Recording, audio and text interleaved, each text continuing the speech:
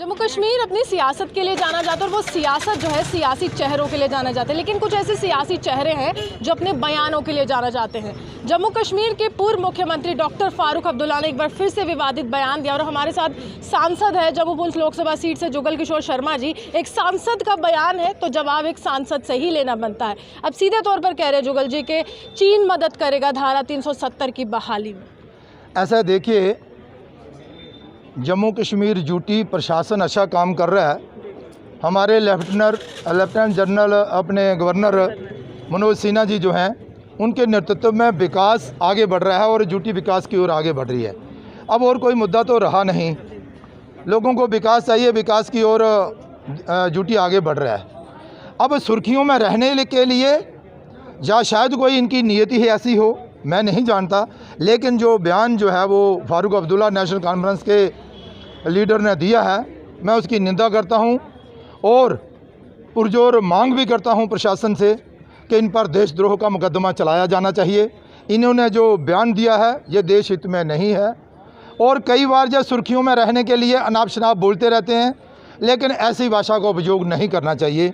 मेरी national conference के लीडरों से, उनके सहयोगियों से प्रार्थना है, कोई ऐसी बयानबाजी ना करें जिससे जम्मू कश्मीर का अमन और शांति भंग हो और जम्मू कश्मीर के विकास में कोई रुकावट आए। इससे पहले चीन में कहीं ना कहीं वो हमारा तनाव चल रहा है सीमा में, तो हमारे जवान भी शहीद हुए थे। क्या ये उन जवानों के लिए अपमान नहीं है कि एक तरफ से जवानों की शहादत हो रही है, दूसरी तरफ से पूर्व मुख्यमंत्री व सांसद इस तरह का बयान दे रहे हैं? उन माओं पर क्या गुजर रहा होगा जिनके बेटों ने शहादत? बिल्कुल सही कहा आपने। ये भारत के संविधान की शपथ उठाते हैं और फिर भारत के उन सपूतों का अपमान कर रहे हैं जिन्होंने अपने प्राणों की बाजी इस देश के लिए लगा दी, शहादतें दे दी, चाहे वो लद्दाख घाटी में हो चाहे दूसरी घाटी में हो। लेकिन मेरा इतना ज़रूर मानना है, मैं कहना चाहता हूँ कि ये जो बयान है इन्हें पुरजोर निंदा करते हुए इसे वापस ले लेना चाहिए और विशेष तौर पर इनको ये ध्यान रखना चाहिए कि जो मुस्लिम भाई चाइना में रहते हैं उनकी क्या हालत है। उनको कोई वहाँ पर स्वतंत्रता नहीं है, ना वो मस्जिद में जाकर नमाज़ पढ़ सकते हैं, ना ही अपने जो नियम उनके रहते हैं इस्लाम के मुताबिक उनका पालन कर सकते हैं। लेकिन सिर्फ सुर्खी में रहने के लिए ही बयान देना बड़ा आसान होता है, लेकिन ये बहुत गलत बयान है। पाकिस्तान से बातचीत की वकालत इससे पहले की, अब चीन के साथ आ रहे हैं, ये सांसद है या किस तरह की सियासत खेल रहे हैं जम्मू कश्मीर को लेकर? आप मुझसे बेहतर जानते हैं कि फारूक अब्दुल्ला जी का कैसा स्वभाव है, वो क्या क्या अनाप शनाप कई बार बोलते रहते हैं और अपने बयान बदलने में वो बड़े माहिर हैं। लेकिन मैं आप मीडिया के लोगों से चाहूँगा कि ये बात आप उनसे पूछें कि आपने किस आधार पर ये बयान दिया है, आपको कैसे लगा कि कौन हमारी मदद कर सकता है। हमारे देश में कोई तीसरी ताकत जो है वो इंटरवेंस नहीं। आखिरी सवाल आपसे करना चाहूँगी, जब धारा 370 की समाप्ति हुई थी, जम्मू कश्मीर की पूर्व मुख्यमंत्री महबूबा मुफ्ती को नज़रबंद कर दिया, हालांकि अभी रिहा नहीं किया गया, लेकिन जब इनकी रिहाई हुई कुछ न कुछ तो बातें उस समय हुई होंगी और अभी कह रहे हैं कि गुपकार डिक्लेरेशन का हवाला है, हम आखिरी दम तक धारा 370 की बहाली के लिए लड़ेंगे।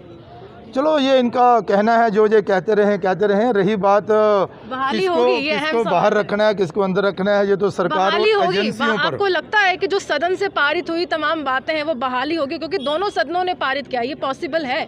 नहीं, दोनों सदनों ने जो पास किया है वही बहाल रहेगा, उसके अलावा और कोई बहाल नहीं रहेगा। चलिए, साफ तौर पर ये सपना है और ये सपना ही रह जाएगा डॉक्टर फारूक अब्दुल्ला का। वहीं अहम सवाल है, सियासत खेलते खेलते चीन का साथ क्यों दे रहे हैं? सियासत खेलते खेलते इस तरह से बयान क्यों दे रहे हैं जो देश की अखंडता और संप्रभुता पर एक प्रश्न चिन्ह लगा रहे हैं? आप सांसद हैं और आप श्रीनगर सीट से सांसद हैं और साथ ही साथ आप आवाज़ भी बनते हैं, लेकिन जो धारा जम्मू कश्मीर से रवाना हो चुकी है, जिसको हटा दिया गया है और भाजपा के लिए एक अहम मुद्दा था 2019 के चुनाव में भी, 2014 में भी, और उस धारा को पूरी तरह से यहाँ पर निष्कासित किया गया है, पूरी तरह से हटाया गया है। भाजपा कहती है वो वापस नहीं आने वाला, लेकिन तमाम कश्मीरी लीडर्स जो हैं गुपकार डिक्लेरेशन का हवाला देते हुए ये अहम सवाल कर रहे हैं कि हम आखिरी दम तक, आखिरी सांस तक लड़ेंगे धारा 370 की यहाँ पर बहाली के लिए, और उसके लिए चीन का साथ मिल जाए वो भी अच्छा है। इसी के